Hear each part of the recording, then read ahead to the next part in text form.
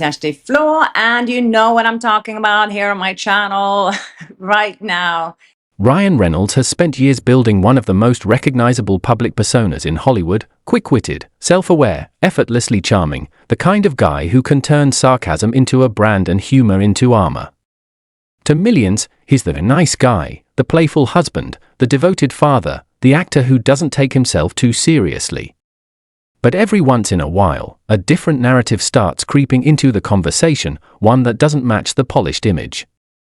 And when you line up certain stories, interviews, and resurfaced moments, some people begin asking a question that's hard to ignore: is the persona real, or is it carefully constructed? Now, before going any further, it's important to be clear: none of this is a clinical diagnosis, and no one here is pretending to be a professional. What we're looking at is a collection of claims, old interviews, anecdotes, and public behavior that critics interpret in a certain way. The word sociopath gets thrown around a lot online, often loosely, sometimes irresponsibly. But the reason it keeps coming up in discussions around Ryan Reynolds isn't random. It's tied to patterns people believe they're seeing. One of the most talked about elements in this narrative is something often referenced in pop psychology discussions: early behavioral signs that, in extreme cases, are associated with troubling personality traits. Again, not proof of anything on its own, but people tend to revisit childhood stories when trying to understand adult behavior.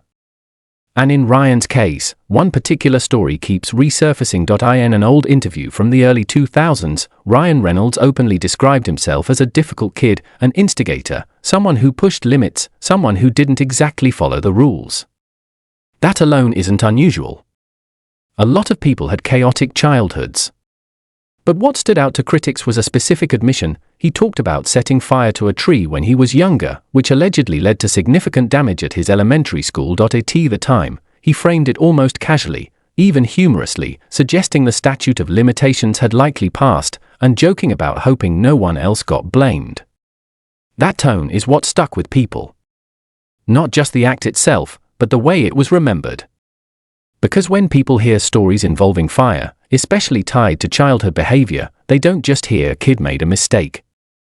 They start connecting dots, sometimes fairly, sometimes not. What makes this more complicated is that older newspaper archives from Vancouver in the late 1980s did report a major school fire, a serious one. Images from that time show a building heavily damaged, flames consuming large portions of the structure. Now, whether the scale described in those reports aligns perfectly with Ryan's later retelling is something people debate. Some say he downplayed it. Others say it's been exaggerated online. But either way, the story refuses to disappear, and here's where perception starts to shift. Because it's one thing for something like that to happen in childhood, it's another thing entirely to bring it up years later, in a professional interview, almost as a quirky anecdote. That disconnect is what fuels suspicion for some observers. They don't just focus on the act, they focus on the attitude toward it. From there, the conversation moves into personality. Critics argue that throughout his career, Ryan has shown signs of being highly calculated in how he presents himself. Not just funny, but strategically funny. Not just charming, but consistently, almost mechanically charming. The kind of consistency that, to some, doesn't feel natural. It feels rehearsed. There are also stories, unverified, but widely circulated, about his early behavior in acting classes. One particular anecdote describes a young Ryan being disruptive, attention-seeking, difficult to manage. According to that story, he was removed from a class, only to return and deliver an emotional apology, which he later admitted was entirely performed. If true, some see that as an early example of emotional manipulation, the ability to display feeling without actually experiencing it. Again, none of this proves anything on its own. Plenty of actors are dramatic as kids. Plenty of people experiment with attention and identity when they're young. But when these stories are placed next to each other, they start forming a narrative, not necessarily a confirmed truth, but a pattern that people interpret in their own way. And then there's the humor. Ryan Reynolds' entire brand is built on humor, sarcasm, irony, self-deprecation. But humor can be complicated. What one person sees as playful, another sees as cutting. What one audience laughs at, another finds uncomfortable. And over the years, there have been moments where his jokes didn't land the way they were intended, especially when they involved people close to him. One example that often gets brought up is his tendency to post unflattering photos of Blake Lively on social media, usually framed as a joke. At the time, fans loved it. It felt like a couple teasing each other. But looking back, some critics question whether there was more behind it. Because humor, especially repeated humor, can sometimes reveal underlying dynamics. Was it harmless? Probably, in many cases. But when combined with other narratives, allegations of control, influence, or manipulation, even small things start getting reinterpreted. That's how public perception shifts. Not through one major event, but through dozens of small moments being viewed through a different lens. Another moment that sparked discussion was a joke Ryan made during an interview about parenthood, specifically saying that if his family were ever in danger, he would use his wife as a human shield to protect their child. Delivered in a comedic tone, it got laughs. But outside that context, it raised eyebrows. Because when you strip away the humor, the statement itself sounds harsh. That's the duality people keep circling back to, intent versus impact. Is he joking? Almost always, but does every joke land the way he thinks it does? Not necessarily, and when critics look at the bigger picture, they start asking whether humor is being used as a shield, a way to say things that would otherwise be unacceptable, but pass because they're wrapped in comedy. There have also been subtle tensions reported in professional settings. Comments from co-stars, moments in interviews, small remarks that suggest he can be dismissive or controlling behind the scenes. Nothing definitive. Nothing that alone would mean much. But again, patterns, even public figures outside his immediate circle have made remarks that caught attention.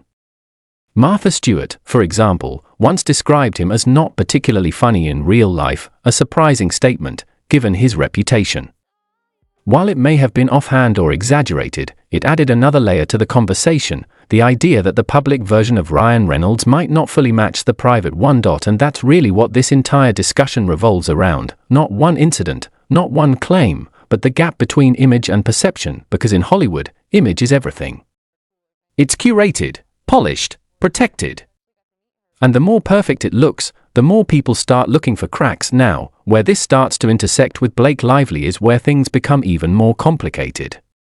Because when two public figures are closely tied, personally and professionally, their narratives start blending. And if one of them faces controversy, the other often gets pulled into it. Some critics believe Ryan has had a strong influence over Blake's public decisions, especially in recent legal and professional situations. That he encourages certain moves, supports certain narratives, and then distances himself when things get messy. That's the allegation, at least. As the conversation moves beyond old interviews and childhood stories, it starts focusing on something far more immediate, the present-day dynamic between Ryan Reynolds and Blake Lively. Because whatever people think about his past, what's happening now is what's really fueling the speculation. And in recent years, especially with legal tension, media narratives, and resurfaced clips, the spotlight hasn't just been on Ryan as an individual, it's been on the relationship as a whole. From the outside, their marriage has always been presented as playful, almost perfect. Two successful actors, constantly joking with each other online, supporting each other publicly, showing just enough of their personal life to stay relatable without revealing too much. It worked. For a long time, people saw them as one of Hollywood's most likable couples. But the problem with a perfectly managed image is that when something feels off, even slightly, people notice faster. The shift didn't happen overnight. It was gradual. Small moments that didn't quite align with the established narrative. Comments that felt slightly out of place. Appearances where one person seemed more present than the other. And then, eventually, a larger situation emerged, one that pulled both of them into a more serious, less controlled environment. Legal conflict. As Blake Lively became more publicly involved in a dispute tied to her professional work, attention intensified. Legal battles have a way of stripping away the polished surface celebrities rely on. They force documentation, timelines, private communications, things that aren't filtered through PR teams in the same way interviews and social media posts are. And once that process begins, narratives start to compete with each other. One of the biggest talking points that came out of this period wasn't just the case itself, but Ryan's role in it, or, depending on who you ask, his lack of visible presence at key moments. Observers noticed that during certain public developments, particularly court-related appearances, Blake appeared alone. Now, there could be dozens of explanations for that: scheduling conflicts, legal strategy, personal decisions that aren't public. But online, absence tends to get interpreted in the most dramatic way possible. For critics already skeptical of Ryan's influence, this became confirmation of a theory they had been building, that he plays a strong role in shaping decisions behind the scenes, but steps back when those decisions lead to controversy. Again, this is interpretation, not verified fact, but it spread quickly because it fits a narrative people were already starting to believe. At the same time, previously overlooked moments began resurfacing and being viewed through a different lens. Interviews where Ryan spoke on Blake's behalf. Public speeches where he positioned himself within conversations that didn't directly involve him. Even award show appearances where his commentary seemed to stretch beyond the original purpose. None of these moments were necessarily problematic on their own, but in the context of growing skepticism, they started to feel calculated. There was one particular appearance that drew attention, a speech where Ryan discussed how stories about women are held to different standards. On the surface, it sounded supportive, even thoughtful. But critics questioned the timing. Why step into that conversation at that moment? Why position himself as a voice in it? For some, it came across as strategic, aligning himself with a narrative that also supported his wife's position during a sensitive time. This is where the idea of image management becomes central. Because in Hollywood, nothing exists in isolation.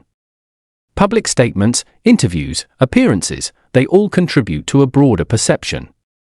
And when someone is known for being media savvy, as Ryan Reynolds undeniably is, people start assuming intention behind everything. That assumption extends into his communication style as well.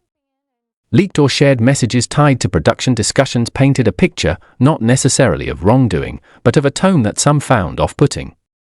Overly familiar, slightly performative, sometimes blurring the line between humor and pressure. It's the kind of communication that might work in a casual setting but feels different when attached to professional decisions. And then there's the issue of how he interacts with people in different positions, peers, collaborators, even children in public settings. One widely discussed moment involved a young interview. The interaction was brief, but it left an impression. Ryan, staying in his usual sarcastic tone, moved quickly past the introduction and pushed toward the question. To adults familiar with his humor, it might have seemed normal. But to many viewers, especially considering the age of the interview, it came across as dismissive. That moment went viral not because it was extreme, but because it highlighted something subtle. Humor doesn't translate the same way in every context. And when your entire public identity relies on a specific kind of humor, those mismatches become more noticeable. A similar pattern appears in how he talks about family.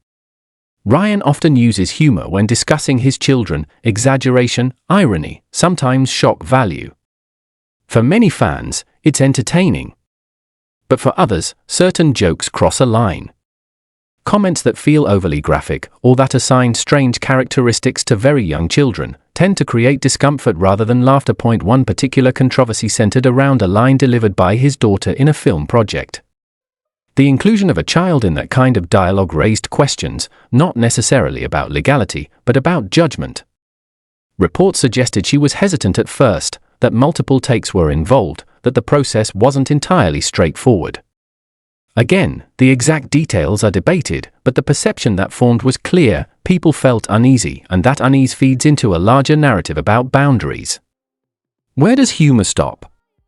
Where does influence become pressure? Where does performance cross into something more personal? Even within the industry, there have been hints, small, scattered, but persistent, that not everyone shares the public's perception of Ryan. Comments from co-stars, stories from past collaborations, offhand remarks in interviews. None of them explosive on their own, but together they suggest that working with him isn't always as effortless as his public image might imply. T.J. Miller's comments, for example, stood out because they described a moment that felt less like friendly banter and more like a subtle assertion of hierarchy. Speaking to someone not as a colleague, but as someone beneath the main focus. Whether that interpretation is fair or not depends on perspective, but the fact that it was said at all adds to the conversation. And then there's the recurring theme of control, not in a dramatic, obvious sense, but in a quieter, more strategic way. Control over narrative, over tone, over how situations are framed. It's something many successful actors develop over time, especially those who transition into producing or managing their own projects. But when that control extends into personal relationships, or appears to, it becomes more controversial. This brings everything back to Blake Lively.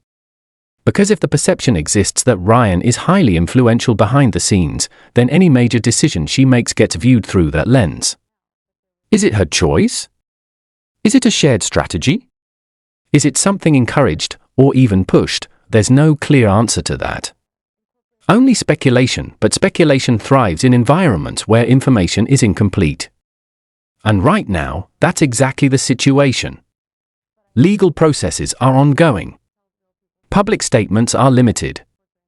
And the gap between what's known and what's assumed continues to grow. Meanwhile, the internet does what it always does, it revisits everything.